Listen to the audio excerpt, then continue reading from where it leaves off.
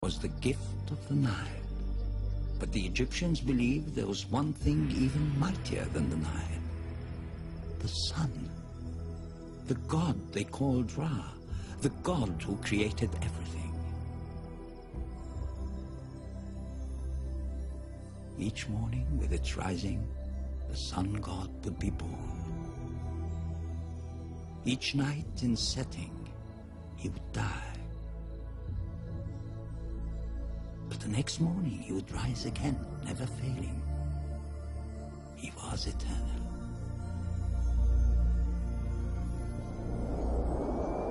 When a king died, it was believed that he became one with Ra. His son, the new pharaoh, became Horus, the falcon, the living god on earth.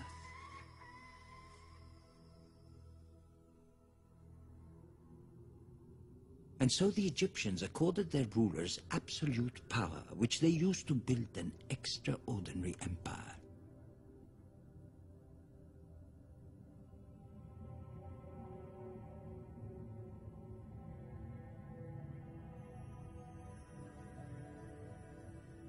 An empire of buildings so enormous and art so exquisite, we are still trying to understand how such wonders were created. How stones from the desert were turned into timeless monuments.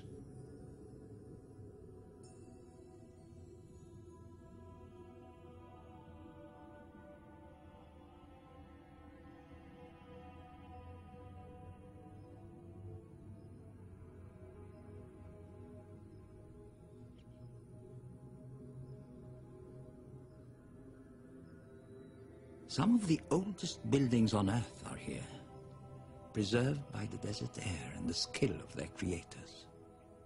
Some are so old that they had already stood 1,000 years when Tutankhamun was born.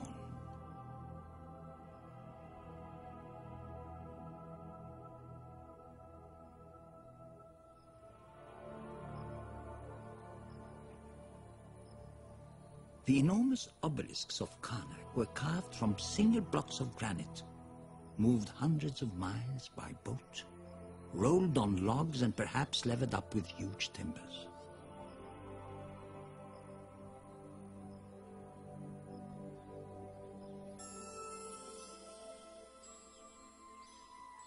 Giant statues of Ramses the Great carved at Abu Simbel are still some of the largest figures ever sculpted from solid stone.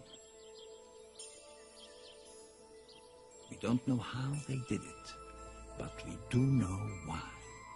To honor the pharaohs, both in life and after death. Honor the pharaohs after death? Does that have anything to do with mummies? Yes. Look at Tutankhamun, for example. When the young king died, the priests sought to create a magical new body for him. For 70 days they labored, drying and preserving the royal body with salts and ointments, then wrapping it in hundreds of feet of linen laden with protective jewels, charms, and amulets.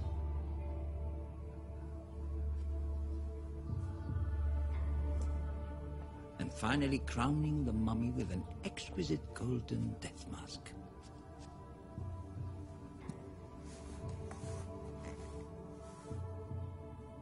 Tutankhamun was ready for the afterlife.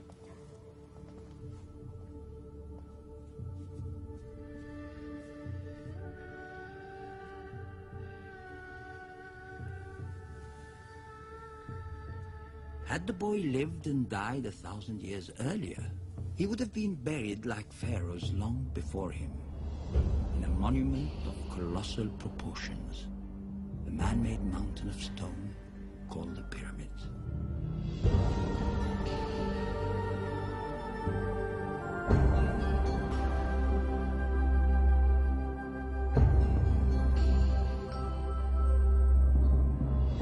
They probably saw the pyramid's shape as a mystical link between earth and sky, providing the pharaoh's soul with a stairway to the heavens.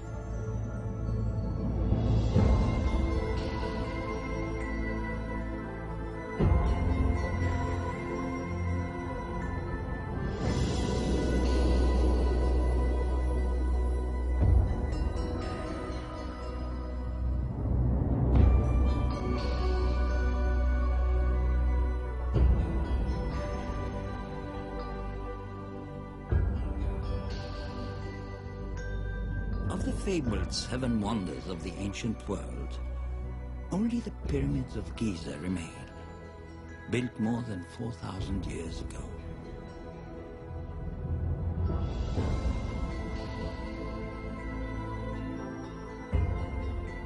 Nearly 500 feet tall, they contain some of the largest pieces of stone ever moved by humans, as much as 50 tons or more. Yet this was accomplished without wheels or pulleys or even iron tools.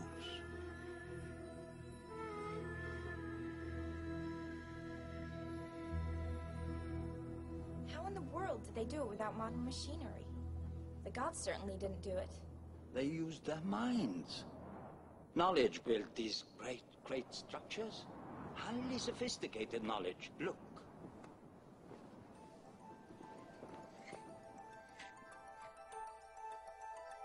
All of the Giza pyramids are built in perfect alignment with certain stars. That takes a knowledge of astronomy. The pyramid's foundations are laid out in perfect angles and dimensions, precisely correct for the height they wanted to reach. Now that takes knowledge of geometry and mathematics. And finally, you must get these big stones from down here to up there. And you must make them all fit perfectly. Now that takes knowledge. An incredible knowledge of engineering and organization. Organization?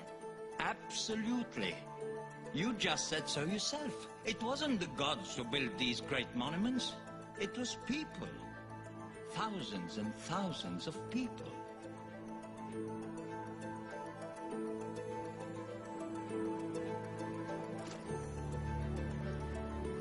Imagine being one of these people living in a tiny village more than 4,000 years ago. Life would be pretty much the same, day in and day out, farming, herding cattle, fishing in the Nile. Then one day, you selected to journey by boat down the Nile. You are now part of the great national project to build the Pharaoh's tomb. But you have no idea what kind of a tomb. And then you see a monument to the sun, to life eternal.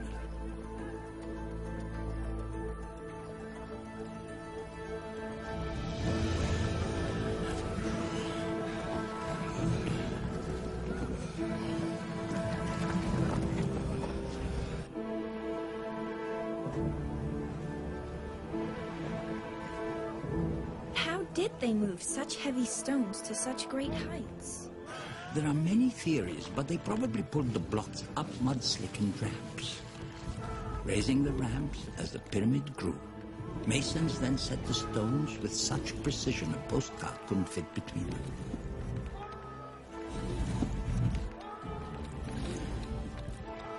To create the Great Pyramid of Khufu, it took over 20 years, more than 2 million stone blocks, and some 20,000 people.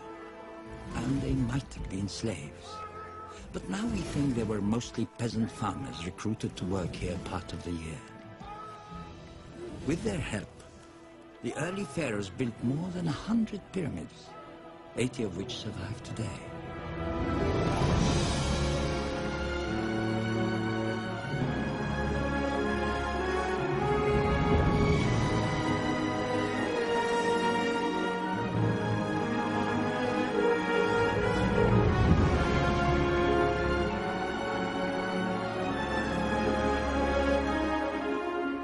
Kings who came later.